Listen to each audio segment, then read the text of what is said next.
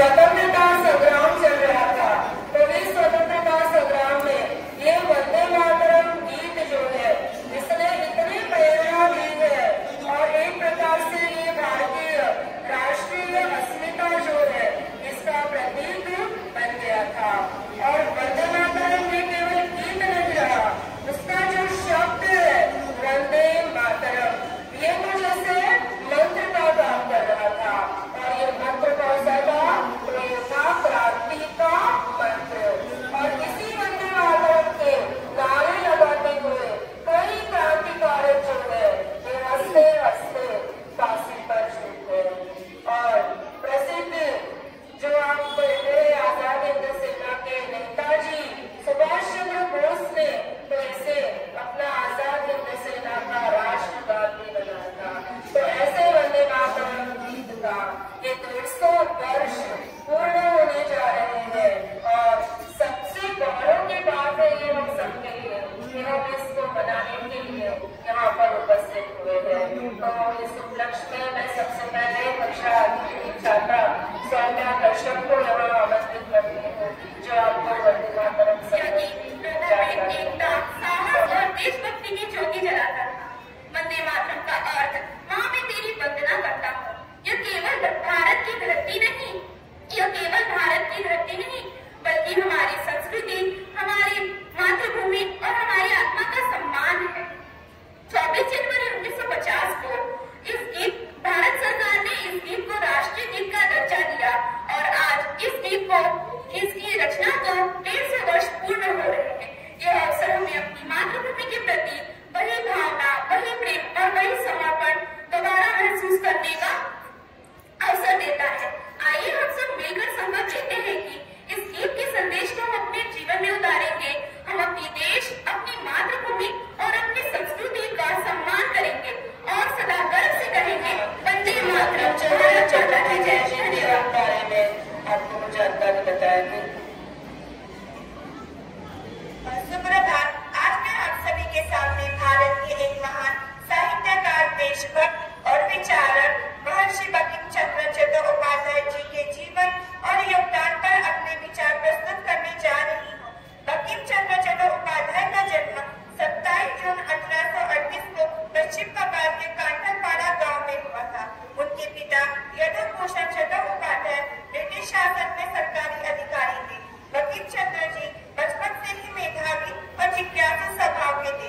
उन्होंने कोलकाता विश्वविद्यालय से स्नातक की उपाधि प्राप्त की और बाद में उप मैजिस्ट्रेट के रूप में कार्य किया, परंतु उनका हृदय साहित्य और राष्ट्र प्रेम से भरा था। उन्होंने अपने लेखन के माध्यम से समाज को नई दिशा दी। उन्हें बंग साहित्य का जनक माना जाता है। उनकी प्रसिद्ध रचनाओं में आनंदमठ, कपाट कुंडला, विष्णु देवी, चौधरानी, दुर्गेश नंदिनी आदि प्रमुख हैं। लेकिन उनके उपन्यास आनंदमठ ने उन्हें अमर बना दिया, क्योंकि इसी उपन्यास में उन्होंने वह गीत लिखा जो आज हमारा राष्ट्रीय गीत है, वंदे मातरम। जब देश गुलामी की जंजीरों में जकड़ा था, तब वंदे मातरम ने हर भारतीय के हृदय में देशभक्ति की ज्योति जला दी। बंकिम चंद्र जी केवल साहित्यकार ही नहीं, बल्कि एक महान राष्ट्रभक्त, समाज सुधारक भी थे। उन्होंने अपने लेखन में नारी सम्मान, नैतिकता, धर्म और कर्तव्य की भावना को स्थान दिया। उनका निधन 8 अप्रैल 1894 को हुआ, लेकिन उनका विचार और साहित्य आज भी हमें प्रेरित करता है। आइए हम सब उनके आदर्शों को अपनाएं, अपने देश से प्रेम करें, अपनी भाषा और संस्कृति का सम्मान करें और सदा गर्व से कहें वंदे मातरम और भारत माता की जय। धन्यवाद। देखो अभी वंदे मातरम जो गीत है ना, वहाँ पर केवल उसके पहले 2 पद ही हम हमेशा गाते हैं, जैसे डायरी में भी वो पहले 2 पद ही है। लेकिन भारत सरकार और महाराष्ट्र सरकार के द्वारा ये जो आदेश है कि आज के दिन ये जो गीत है वंदे मातरम इसे पूर्ण रूप से प्रस्तुत करना है। तो ये पूरा वंदे मातरम गीत आपके सामने प्रस्तुत करने आ रही है हमारे शिक्षिका सुनीता नेवारेकस। बताएंगे उसके आगे में कंटिन्यू कर, ठीक है, मेरे साथ साथ बताएं।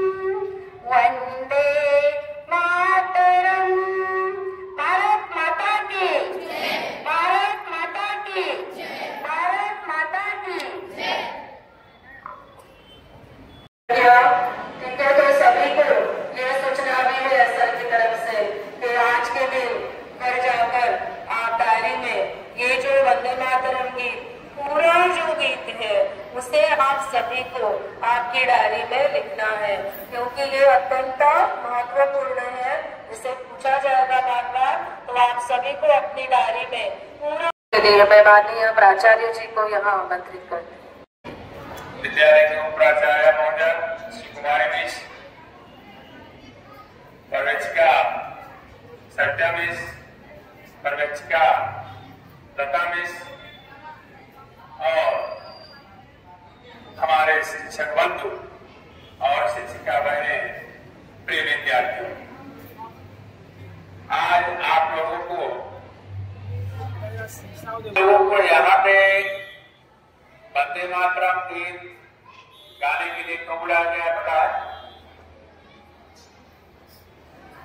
कि वंदे मातरम गीत की जो रचना हुई थी इसके 150 साल पूरे हो गए।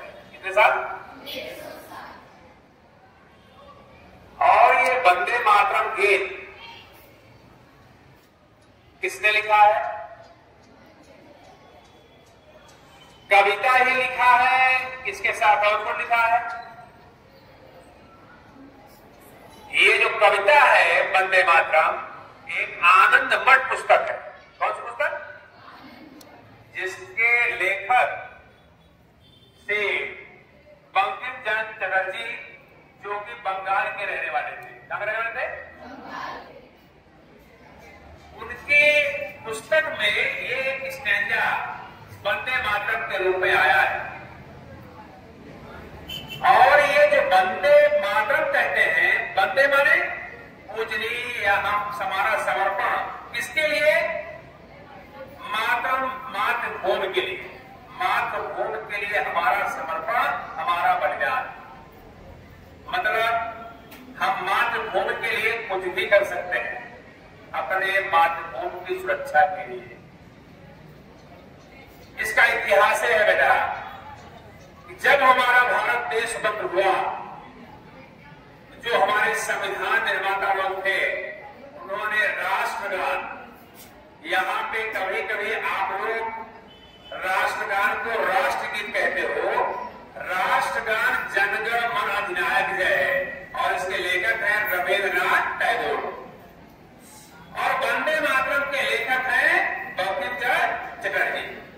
जब हमारा देश स्वतंत्र हुआ तो संविधान सभा के सामने कुछ गाने माने कविताएं कि किसको हम राष्ट्रगान के रूप में शामिल करें।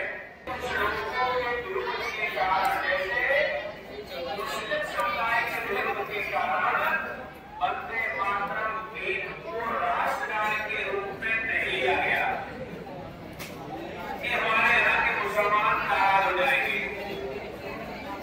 उसकी जगह पे जनगण मन अधिनायक जय ये लिया गया।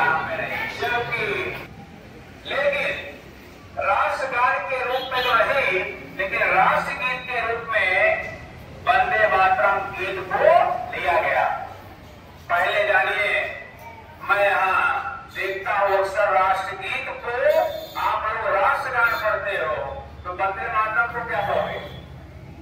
दूसरा कारण था कि जब वंदे मातरम गीत को लिखा गया था, बंकिम चंद्र चटर्जी ने लिखा था, उन्होंने मातृभूमि को दुर्गा के रूप में प्रकट किया था। जो हमारी मातृभूमि है उसको किसके रूप में प्रकट किया था? दुर्गा के रूप में। ये भी एक विरोध का कारण था कि हमारी मातृभूमि दुर्गा के समान है, और उसी विरोध के कारण नहीं लिया गया। हमारे यहाँ हमारे विद्यालय में इसके पहले एक दिन राष्ट्रगान होता था और एक दिन राष्ट्रगीत होता था। हम माली सर से, अगर माली सर हैं तो हम उससे अनुरोध करते हैं कि अब आप एक दिन राष्ट्रगान और एक दिन राष्ट्रगीत, और जब भी राष्ट्रगान हो कभी किसी आयोजन में तो उसके साथ राष्ट्रगीत भी पढ़ा जाए। सभी हमारे जो क्लास टीचर हैं, हम उनसे भी अनुरोध करते हैं कि डायरी में बच्चों के वंदे मातरम लिखा है, आप जब भी क्लास में जाएं 2 मिनट लगेगा, आप उनसे डेली राष्ट्रगान तो आता ही है बच्चों को, राष्ट्रगीत 2 मिनट के लिए अभ्यास कराएं। ये है हमारे 150 वर्ष के लिए, 150 वर्ष जो चल रहा है उसके लिए एक प्रोजेक्ट होगा कि सभी बच्चों को राष्ट्रगीत लिया जाए। और हमारी महाराष्ट्र की सरकार ने निर्णय लिया है कि वंदे मातरम 15 दिन तक उसके गीत को, उसके महत्व को बच्चों को बताया जाए। आप लोग भी क्लास में 2 मिनट हमारे रिक्वेस्ट करते हैं कि बच्चों को वंदे मातरम गीत के लिए प्रोत्साहित करें। दूसरा, आप देखते होंगे चाहे फिल्में हो चाहे सीरियल हो, जब भी देश प्रेम से संबंधित कोई भी अगर फिल्म सीरियल आता है तो आप देखते होंगे शहीदों ने हमेशा अपना बलिदान लास्ट में कहते हुए वंदे मातरम कहते हुए कि अपने मातृभूमि की सुरक्षा के लिए, रक्षा के लिए हम अपने को बलिदान करेंगे। तो फिर से अंत में हमारे साथ एक बार तेज से बोलिए जिससे कि खंडोबा मंदिर तक सुनाई पड़े, वंदे मातरम। फिर से तेज नहीं बोल पाए, वंदे मातरम, वंदे मातरम। हाथ भी करो। क्या कुछ न बोलने वाली बात है, क्योंकि मातृभूमि ये हमारे लिए सबसे श्रेष्ठ है। कोई भी धर्म, भाषा, रीति रिवाज, परंपरा सबसे श्रेष्ठ, सबसे उच्च हमारे लिए हमेशा क्या है, तो हमारा देश है। इसके लिए वंदे मातरम कर सकते हैं। इसके उपलक्ष्य में ही है कि मिस ने सलाह दिया, मीनाक्षी मिस ने, कि सर जब स्कूल जो है छोटे है ना, जब स्कूल 12:15 पे छोड़ने के 2 मिनट पहले जब लगे कि बेल लगने वाली है, आप 2 मिनट के लिए जैसे शुरू में चाहे राष्ट्रगान हो और चाहे वंदे मातरम का गीत हो, लेकिन प्रतिदिन 2 मिनट के लिए वंदे मातरम गीत हो। हाँ, तो जैसे ही आपको लगे कि 12:15 होने वाला है, बेल लगने वाली है, सभी यहाँ पे शिक्षक हैं, बच्चों को तब तक नहीं छोड़ना है जब तक वंदे मातरम गीत इधर से नहीं होगा। तो ऐसे वंदे मातरम गीत को हम और अच्छे से बच्चों के बीच में ले जा सकते हैं। धन्यवाद। चलिए ये नियमानुसार भी है, क्योंकि कोई भी सरकारी ऑफिस या कोई भी त्योहार, मतलब सरकारी कार्यक्रमों में शुरुआत जो होती है ये जनगण मन से होती है और समारोह जो होता है वो वंदे मातरम से होता है।